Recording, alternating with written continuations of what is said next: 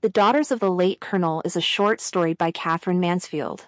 This modernist short story is from an unknown third-person narrator about two sisters in an apartment in an unknown English town navigating the death, grief and domestic circumstances after their father's death. The story is in a modernist episodic formation told over a week. The story is divided into 12 short sections. Section 1 of the short story begins with the declaration that the next week was really busy for Josephine and Constantia, whose father, the late Colonel Pinner, had passed away. They stayed up in bed, worried they might forget something important. Constantia suggested giving their dad's top hat to the porter as a thank you for caring for their father and having only a bowler hat. But Josephine found it odd and almost laughed at the thought of their dad's head getting cold. Constantia wanted to dye their nightgowns black to indicate they were mourning, but Josephine said it was unnecessary since no one would see them. While they were talking, a mouse ran by, and Constantia felt bad for not leaving it a biscuit. She wondered how tough a mouse's life must be.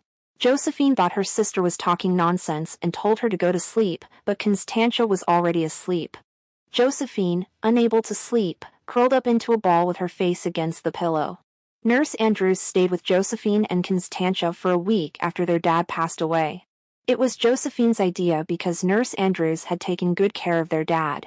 At first, the sisters thought it was a good plan, but soon they realized Nurse Andrews was not an easy guest. It was hard to have regular meals because they had to adjust to Nurse Andrews' strange habits. She was scared of butter for some reason, and she always took more bread than she needed, even getting seconds. Josephine didn't say anything, just stared at the tablecloth, and Constantia escaped into her thoughts. After finishing their meal, Kate, their maid, brought out dessert and cleaned up after them. She got the jam pot for Josephine, but it was empty, likely because Nurse Andrews had eaten it.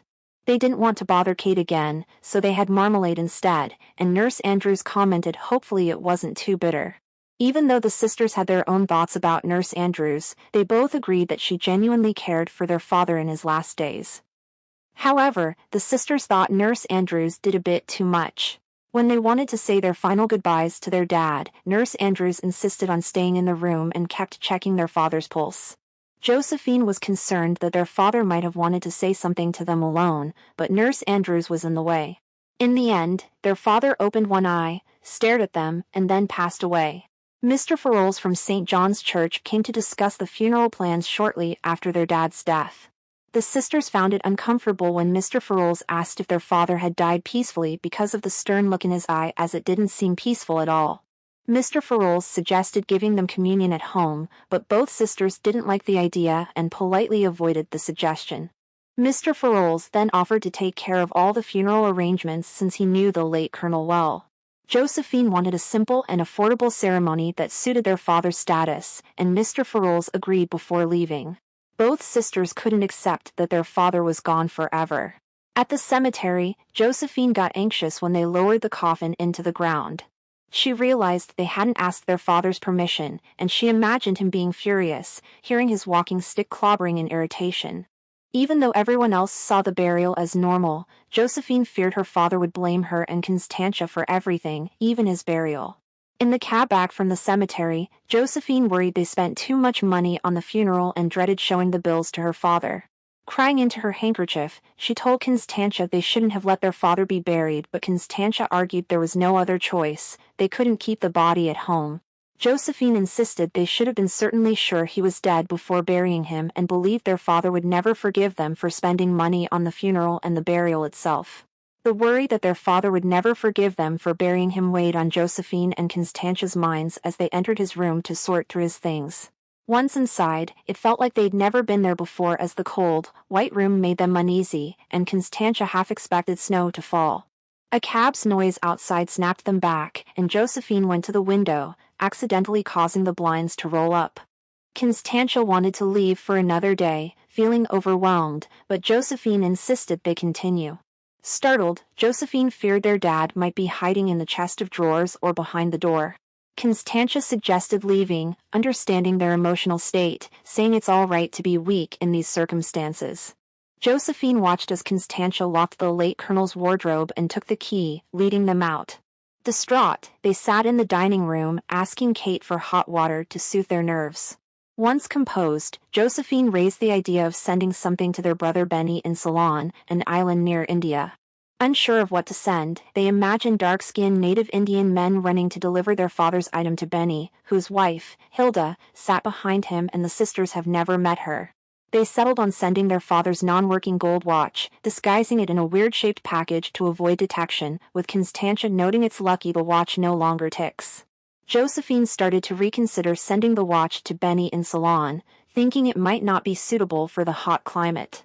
Instead, she suggested giving the watch to Cyril, their father's grandson, who worked in London and could use it. The idea of having Cyril over for tea and discussing the watch excited her. Although Cyril didn't attend the funeral, his note explained his busy schedule in London and ensured to visit his aunt soon. The sisters cherished Cyril's rare visits, even though the last one strained their budget. Josephine offered Cyril cake, but he declined, claiming he had a big lunch. Disappointed, Constantia insisted he have a meringue, his father's favorite dessert. To their surprise, Cyril initially claimed not to know his father's favorite, causing a passionate response. Josephine and Constantia led Cyril to their grandfather's room. Cyril noticed the clocks were slow, so he could not stay long, and mentioned it to Constantia. In the stuffy room, Grandfather Pinner asked Cyril what he had to tell him, but Cyril panicked and couldn't respond. Josephine came to the rescue, loudly stating that Cyril's father still likes meringues. Due to Grandfather's hearing loss, she had to repeat it, causing embarrassment. Grandfather dismissed it as a silly thing to say, and Cyril agreed. Josephine decided to send Cyril the watch after all, and Constantia thought it was a wonderful idea, recalling Cyril's previous comments about the clocks. Suddenly, Kate barged into the room and bluntly asked, "Fried or boiled?" Josephine, used to Kate's hasty manner, politely inquired what was meant to be cooked that way, to which Kate rudely mentioned it was fish. Constantia expressed a preference for fried, but then dreamily added that boiled would be fine too. Under her breath, Kate muttered fried and left, and slammed the kitchen door. Josephine got up and motioned for her sister to join her in the drawing room for a private discussion about Kate. In a businesslike tone, Josephine said they needed to decide whether to keep Kate. They had considered letting her go before but lacked the courage, especially while their father was alive. Now, Josephine believed they could manage without a maid. Constantia agreed, noting that since their father no longer ate, her words trailed off. Josephine suggested they could do their own cooking, assuming it was a straightforward process, and proposed relying mostly on eggs. The decision to keep Kate hinged on whether they could trust her. Constantia was undecided about Kate, finding her rude yet making excuses for her behavior. Constantia even set traps to catch Kate going through her drawers but couldn't confirm it. Both sisters remained hesitant on both matters. As the sisters discussed Kate's future, a barrel organ started playing outside. Josephine and Constantia jumped up to get money to stop the noise, but then they remembered their father was gone. They wouldn't hear his stick on the floor making the organ music stop. Constantia thought she might cry but smiled, mentioning it had been a week since their father's death. The sunlight flickered on the carpet until dusk. Constantia stood by a Buddha statue, thinking about her future. Josephine watched the fading sunlight on their mother's portrait, wondering why photos of dead people always faded. She rarely brooded on the fantasy of their mother raising them, as Aunt Florence had lived with them until they finished school, and they had moved several times. Young sparrows interrupted her thoughts, and she thought they were crying, but it was a feeble and lonely sound from inside her. She imagined if their mother had lived, she and Constantia might be married by now, but they had never met suitable men. Constantia listened to the barrel organ, feeling a sharper longing, remembering childhood moments like pretending to be crucified and singing by the seashore. Their lives were changing, and Constantia felt alive only in brief moments, like by the sea or during a thunderstorm. Both sisters tried to express their feelings about the future but ended up forgetting as a large cloud covered the sky where the sun had been. Now let's discuss the important ideas of the daughters of the late Colonel. Mansfield portrays a family in disarray, torn apart by death, financial troubles, and conflicting desires. The Pinners, mirroring the instability of the emerging modernist era, are dysfunctional, disconnected, and fragmented. Constant shifts in timelines, setting in space within the story mimic the family's lack of stability. Despite grieving their father's death, Constantia and Josephine are reminded of his tyrannical and cruel nature. The post-Victorian and modernist family lacks the stabilizing force of paternalistic love. Cyril, their nephew, shows little interest in family ties, prioritizing business over relationships, reflecting the family's strained and reserved relationships. The absence of nurturing figures leaves the Pinner family devoid of leadership and marked by uncomfortable relationships. Mansfield's modernist style mirrors the family's unconventional nature and captures the chaos of early 20th century Europe, addressing the breakdown of traditional values in a changing society. Mansfield subtly indicates that Colonel Pinner subjected his daughters to emotional and mental mistreatment. Constantia uses her imagination to avoid conflicts, and Josephine, with a simple view of the world, reacts strongly to the organ grinder's sound, indicating a deep fear of their father's bad temper. The repeated mention of a cane pounding on the floor suggests his dominating presence, even in illness. The sisters become indecisive, anxious, timid, and isolated due to their father's controlling and angry personality. Mansfield describes their childlike reactions to their father's death, revealing a lifetime of mental abuse that is starting to heal. Emotionally stunted yet naive, the Pinner sisters feel lost without their father's emotional control. Josephine takes on responsibilities but crumbles under confrontation, a result of years living in fear. While mourning, she feels relief, leading to guilt and a belief that their father is not truly dead. Constantia, having lived in fear, escapes into dreams and struggles with decision-making. The sisters sacrifice personal lives for their father, leaving them unprepared for a world without him. In Daughters of the Late Colonel, Constantia and Josephine, despite being in charge of their household after their father's death, find themselves heavily reliant on each other and their cook, Kate. They struggle with making decisions, especially regarding Kate's role, displaying a consistent ambivalence in their judgments. Their overthinking and indecisiveness contribute to the story's cyclic structure, rendering an anticlimactic mood. The narrative begins with the sisters' confusion after the funeral, and Mansfield mirrors their hesitant thoughts throughout.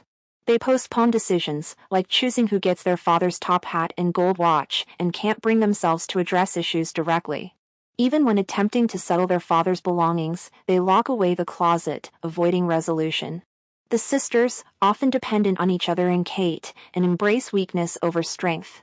While there's a hint of potential change in their independent reflections at the end, they forget their thoughts, retract from the warm rays of the sun and silently cry, suggesting a lingering state of doubt and inactivity. Following the death of Colonel Pinner, Constantia and Josephine's lives are revealed to be stunted and devoid of meaning, as their sole purpose was caring for their father. Despite his demise, the imposing figure of the colonel continues to exert influence, symbolizing patriarchal oppression. The sisters fear his disapproval even after his death, highlighting the profound impact of the patriarchy on their lives. Constantia and Josephine, confined and powerless, struggle with the administration of their father's death, unable to clear his belongings due to an imagined spiritual presence. Mansfield highlights the enduring authority of patriarchy, depicting the sisters as unable to take charge of their future. In a patriarchal world, their prospects for a better life without husbands are slim, and they lack guidance in the absence of nurturing maternal figures. Despite a moment of near revelation, the sisters remain misguided and anxious, unable to envision a future without male influence. Josephine feels something crying inside her while Constantia pulls her hand from the sun's warm rays.